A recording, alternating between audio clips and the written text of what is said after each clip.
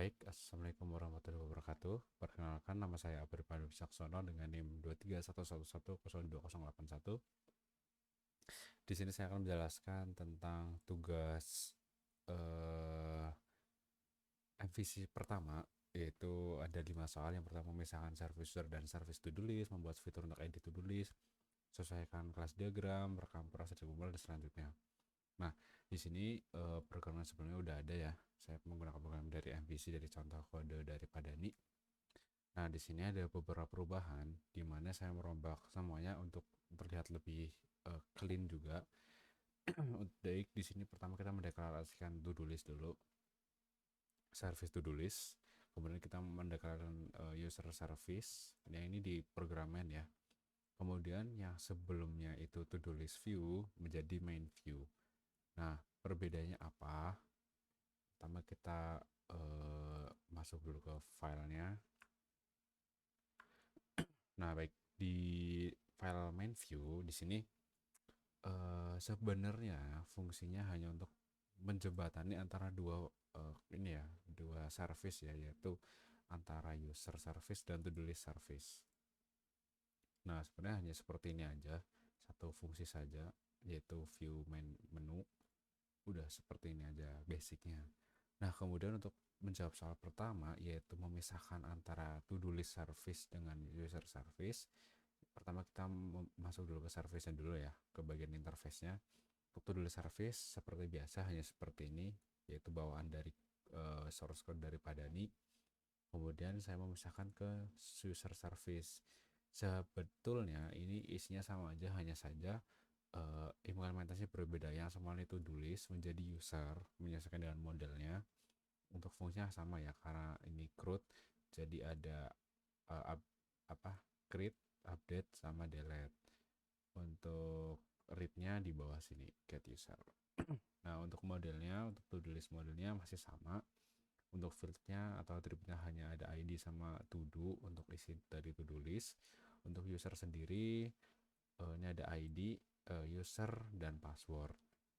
Saya zoom dikit. Nah, kemudian diikuti dengan getter setternya. Kemudian implementasi dari service-nya untuk to do list seperti ini ya. Jadi pertama kita mendeklarasikan field final di sini untuk connection.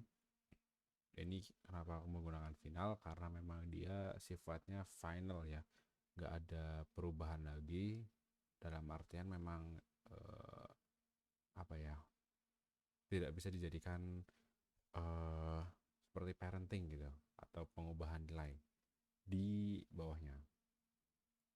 Nah, ini menggunakan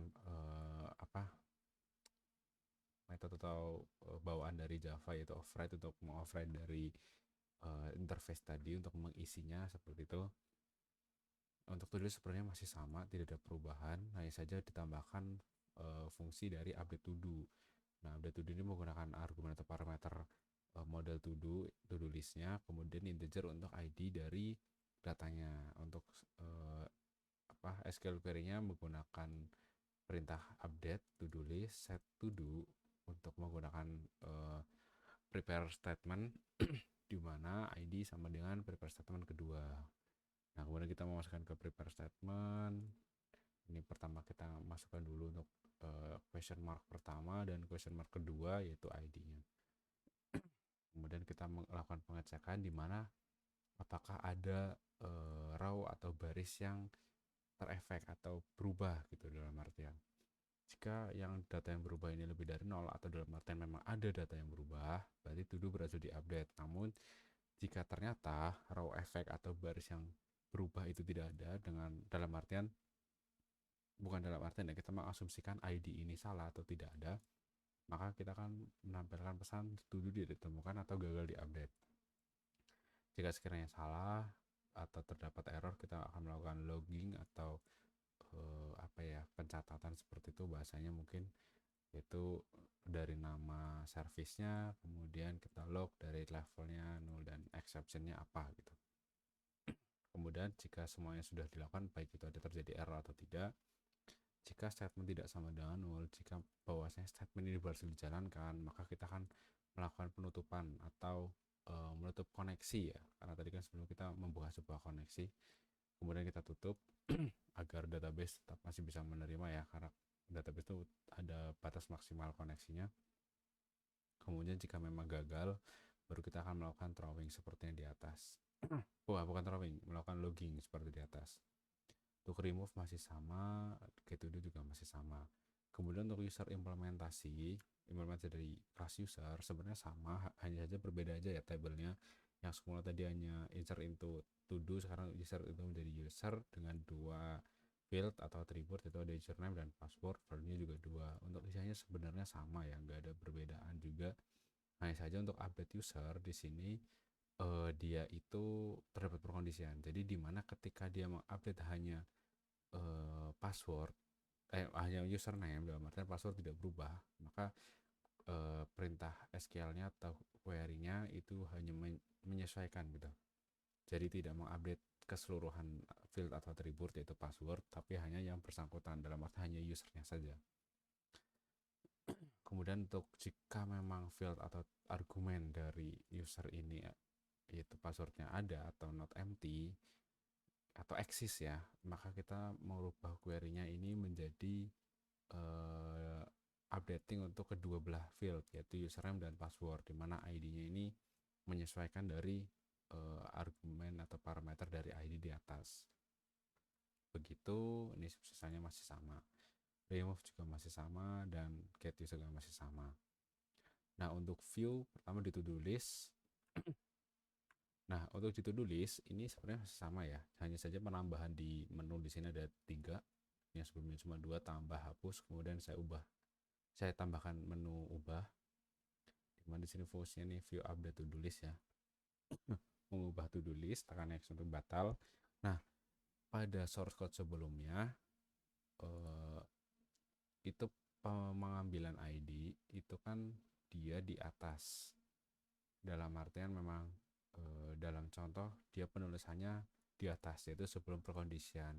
Namun setelah saya pikir-pikir, karena kita menggunakan fitur canceling atau undo ya, bukan undo, apa bahasanya ya, cancel gitu, cancel action, X tekan X itu batal, maka lebih etisnya ketika user menginputkan tombol X atau huruf X, kita langsung melakukan perkondisian sehingga tidak perlu memasukkan 2 inputan, yaitu to do listnya apa kemudian ID-nya apa. Jadi seolah-olah memang fiturnya langsung cancel gitu, dalam artian X sama dengan cancel, jadi tidak ada mengisi inputan yang emang tidak seharusnya diisi gitu jika memang untuk membatalkan. Nah, untuk selebihnya sama. Untuk user view juga sama. Ini juga seperti ini, tambah, ubah, hapus, tidak yang berbeda. Ini namanya juga masih sama, dan mencetak semua user juga. Nah, untuk switch, oh ya saya lupa menjelaskan. Untuk switch terdapat perubahan ya. Yang semula pada source code awal menggunakan percabangan if else if else menjadi switch case. Kenapa? Karena agar perkondisiannya lebih mudah ya, tidak perlu melakukan penulisan ulang untuk input, jadi tidak perlu menuliskan input sama dengan sehingga kita hanya menuliskan input kemudian case-nya apa, jadi lebih optimize, bukan lebih optimize sih, jadi lebih mudah aja untuk development. Ini langsung memasukkan ke fungsi-fungsinya. Fungsi masih sama ya, tidak ada yang berbeda. Nah, untuk programnya dijalankan bagaimana, kita langsung jalankan aja. Nah, tampilan awalnya nih saya coba. Nah, jadi pertama seperti ini, ada 2, ada catatan dan pengguna, jadi lebih terstruktur ya menunya. Pertama kita masuk ke catatan terlebih dahulu. Nah, ini ada to do list, pertama belajar Java, ada tambah, ubah, hapus. Pertama kita tambah dulu. Nah, menambahkan to do list misalnya presentasi tugas MVC 1. Nah, ini pas tugas MVC ID-nya 6. Pertama kita ubah dulu set ID-nya, oh enggak, pertama masukkan dulu ya to do list-nya apa. Sudah presentasi. Nah, ID-nya ini 6. Nah, jadi sudah presentasi. Jika sudah, kita tinggal hapus saja. Set. ID-nya 6, dan dia otomatis terhapus. Nah, jika keluar, kita akan keluar dari menu to-do list, bukan keluar dari aplikasi. Karena sifatnya dia loop, di dalam loop. Jika kita keluar, nah dia akan keluarnya ke menu awal aplikasi catatan. Jika kita tinggal masuk ke menu kedua, itu pengguna. Sebenarnya sama ya cara kerjanya ya. Cuma kita contohin aja, username misalnya Apri gitu, passwordnya Pandu. Nah, jadi gini, kita ubah juga bisa. Misal username-nya Naka, ini Telkom, ID-nya 4.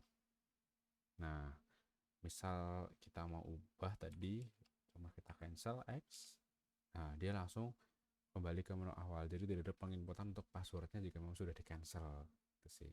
Kemudian jika dihapus, jika hapus ID-nya 4, nah dia juga otomatis kehapus. Seperti itu, jika kita keluar di menu utama, dia akan berhenti. Begitu untuk aplikasinya. Nah, untuk skema diagram, sebentar saya drag and drop dulu ya. Mana? Ini nggak kelihatan ya. Window aja. Salah. Bukan window. I'm sorry. Kita pakainya display. Nah, jadi pertama ini ya. Sebentar. Sudah ada kayaknya. Nah, sudah ada nih. Nah, kita pertama lihat ke sini dulu. Maaf. Nah, ini tadi ya, kita dari main view. Ini nanti untuk percabangannya. Nah, dari sini kita masuk ke to-do list dulu yang awal. Jadi pertama ini ada interface user service. Ini ada user service yang sama, add user, remove user, get user, sama update user. Nah, di sebelumnya dia ada to-do list view. Maaf, ini salah. Ini terbalik ya, Pak. Mohon maaf, ini terbalik. Saya tukar dulu. Maaf. Terbalik. Nah. Jadi ada kebalik ya. Saya baru ngecek tadi.